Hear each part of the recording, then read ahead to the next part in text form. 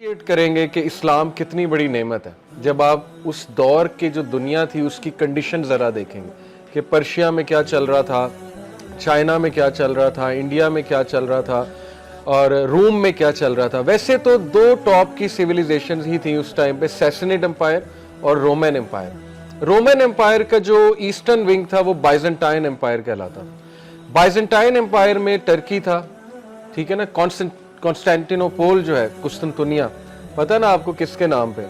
Saint Constantine के नाम पे। जो एक्चुअल में सेंट कॉन्स्टेंटाइन जो है उसके नाम पे इसलिए है कॉन्स्टेंटिनोपोल, अब इस्तंबुल कहते हैं उसको, कॉन्स्टेंटिनोपोल को, जब से मुसलमानों ने फतह किया।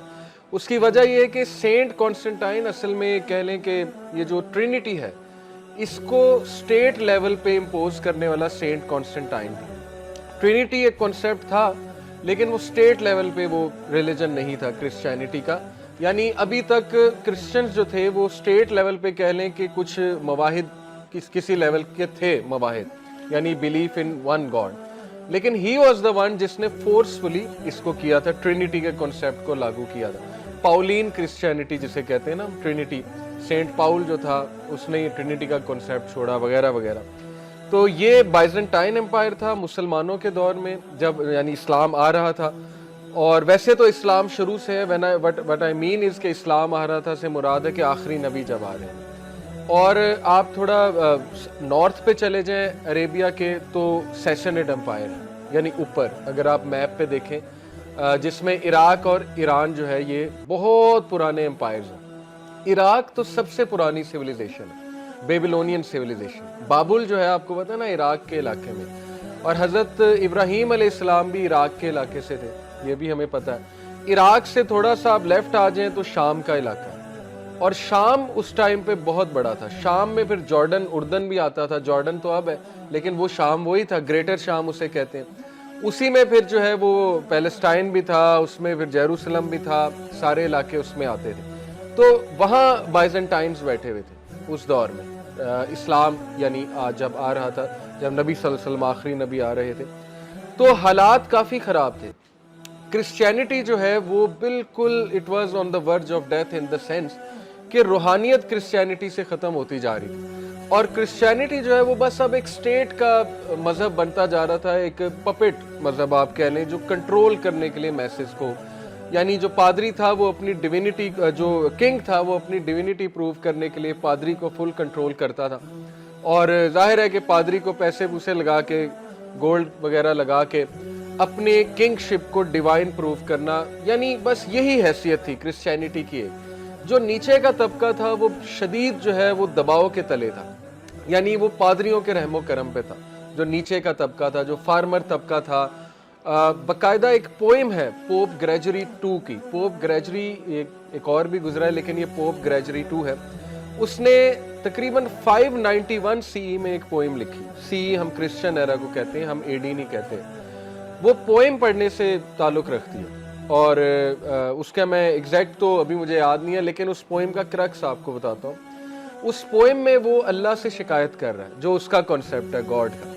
और वो पोइम में लिटरली ऐसा लग रहा है कि वो रो रहा है, उसके आंसू निकल रहे हैं। तो उस पोइम में वो कहता है कि अल्लाह का जस्टिस कहाँ है, गॉड का जस्टिस कहाँ है, नज़र नहीं आ रहा। यानी जो अमीर तबका वो एक्सप्लॉइट कर रहा है किसानों को, वो एक्सप्लॉइट कर रहा है गरीबों को, और वो अमीर के अमीर होते जा रहे हैं। फील्ड्स बर्न हो रही हैं, हर जगह अंधेरा है, और जो थोड़ी सी उनके खिलाफ बात करे उनको कत्ल कर दिया जाता है। तो इसमें ना उसने बड़ी वो दिल से एक शिकायत की।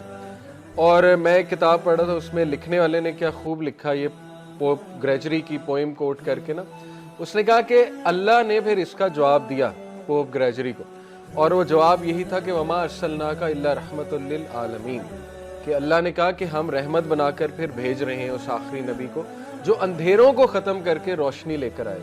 लेकिन अनफॉर्चुनेटली ये कि क्रिश्चियन ने भी रेजिस्ट किया और जूस ने तो बहुत ज़्यादा किया ही। तो क्रिश्चियनिटी जो है ना वो अपनी वो रूहानियत खो चुकी थी, और वो अब वो वाला नहीं टीचिंग्स थी जो हज़रत ईसा अलैहिस्सलाम लेकर आए थे, और बस वो एक स्टेट मज़हब बनकर रह गया। जैसे रोमन्स थे, रोमन जो थे उनके गॉड्स थे, सो कॉल्ड गॉड्स, और वो गॉड हर एक का गॉड अपना था, या वो बहुत ज़्यादा इस बात पे फ़ख्र करते थे कि हमारी जो किंगशिप है वो गॉड्स की तरफ से है। ہمیں گاڈز نے عنایت کی ہے یہ کنگشپ, اور اس طرح وہ کنگشپ چلی آ رہی تھی. تو سیم گوز فار کرسچینٹی, چیزیں ہائی جیک ہوئیں, حضرت عیسیٰ کو اللہ کا بیٹا بنا دیا نعوذ باللہ, اس کے بعد پھر اپنے آپ کو ڈیوائن ثابت کر دیا. سیم سیسنڈ امپائر میں چلے جائیں تو وہاں زورواسٹرینزم تھی, فائر ورشپ تھی, اور وہ بھی سارا کا سارا کنٹرول ان کے ہاتھ میں تھا, پادریوں کے ہاتھ میں تھا جو ان کے پریسٹ تھے, اور بس جو ان کا دل کرتا تھا وہ کرتے تھے, جس کو حلال سمجھتے تھے وہ حلال, جو حرام ہے وہ حرام ہے. اس سے آپ آگے چلے جائیں تو ہندوازم آپ کو ملتا ہے, اور وہ بہت ہی ورسٹ فارم آف پیگنزم آپ کو نظر آتی ہے. اور چائنا میں آپ چلے جائیں تو وہاں پہ آپ کو کنفوشیس, جو ان کے وہ بدھا کی ٹیچنگ جو ہے وہ نظر آتی ہیں. تو یہ ایک مکس سی سچویشن اوور آل ورلڈ میں بنی ہوئی تھی کہ مذاہب جو ہیں تھے تو اسلامک ٹیچنگز ہی, لیکن حضرت ابراہیم کو ہی ان کی ٹیچنگز کو بگاڑ کے ہندوز نے اڈاپٹ کر لیا ہے, حضرت نوح کی ٹیچنگز. تو کچھ چیزیں باقی تھی اچھی ٹیچنگ, لیکن زیادہ تر بگاڑ چکے تھے وہ ٹیچنگز کو. وومن کے جہاں تک رائٹس کی بات ہے تو ستی ایک رسم تھی انڈیا میں, آپ کو پتہ نا کہ جب خامد مرتا تھا تو عورت کو بھی ساتھ جلا دیتے. تو یہ اس لیول کی جہالت پائی جاتی تھی عورتوں کے لیے. ایون ابھی میں دیکھ رہا تھا کہ ایک ڈیڈ باڈی انہیں ملی, دو ایک لڑکا اور لڑکی کی, کہ عورت دفن ہے بندے کے ساتھ اور عورت جو ہے وہ زندہ تھی at the time of being buried. یہ ظاہر ہے اس سے پتہ لگ جاتا ہے, جو ٹیسٹ ہوتا ہے جو کرتے ہیں وہ سائنٹسٹ ٹیسٹ, اس سے بھی یہ ثابت ہو رہا تھا کہ ایون وہ علاقے جو آپ کہہ لیں کرسچن علاقے, وہاں بھی کچھ ایسی رسم پائی جاتی تھی کہ عورتوں کو دفن کر دیا جاتا تھا. یہ تھے عورتوں کی سچویشن. اور پھر اس طرف آ جائیں کرسچینٹی کی طرف, تو ان میں فرقہ واریت شدید تھی. اس لیول کی فرقہ واریت تھی کہ چالسیڈونین کرسچن جو ہیں وہ باقی کاپٹک کرسچنز کو باقاعدہ ڈھونڈ کے قتل کرتے تھے. ایجپٹ میں بہت سے کاپٹک کرسچنز تھے. چالسیڈونین جو یہ تھا ہیرکولیس, یہ بہت ظالم تھا اس دور میں. ہیرکولیس جو ہے وہ کاپٹک کرسچنز کو بہت زیادہ ٹارچر کرتا تھا. تو فرقہ واریت اس لیول کی تھی کہ قتل و غارت تک جو ہے وہ بات پہنچی ہوئی تھی. اسی تو پروپ گریجری جو ہے وہ رو رہا تھا نا کہ گاڈ کا جسٹس نظر نہیں آ رہا ہے, یعنی ان لوگوں کو پکڑنے والا کوئی نہیں ہے. تو یہ ساری سچویشن جو ہے نا اس ٹائم ورلڈ کی تھی. ابھی میں آپ کو ایک آیت سناتا ہوں جو اللہ تعالیٰ نے شیطان کے 4 پرومسز بتائے. سورہ نساء آیت نمبر 119.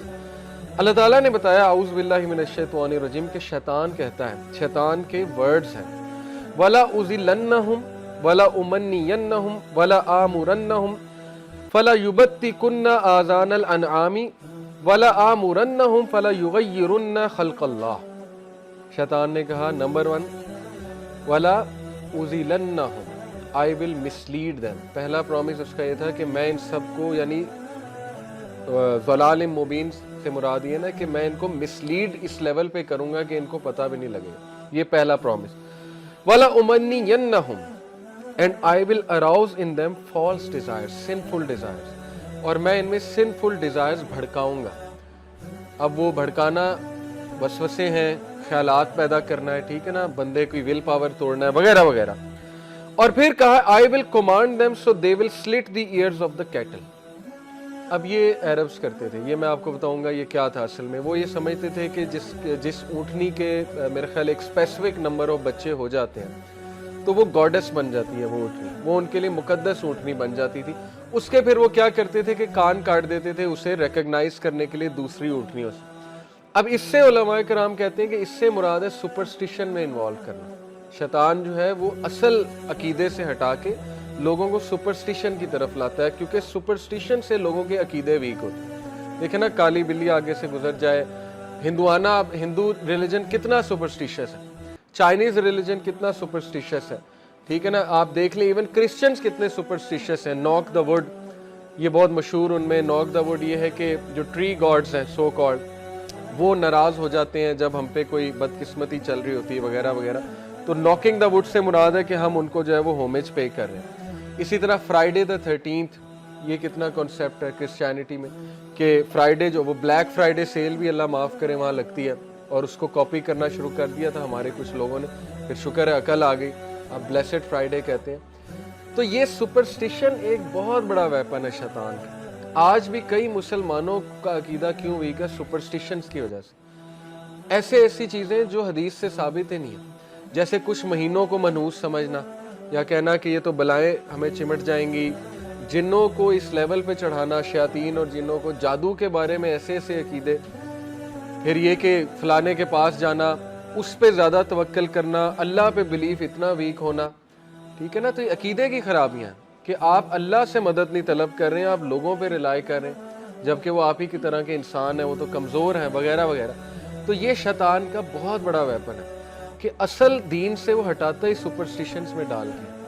آپ جتنے بھی مذاہب ہیں نا ان کو سامنے رکھیں.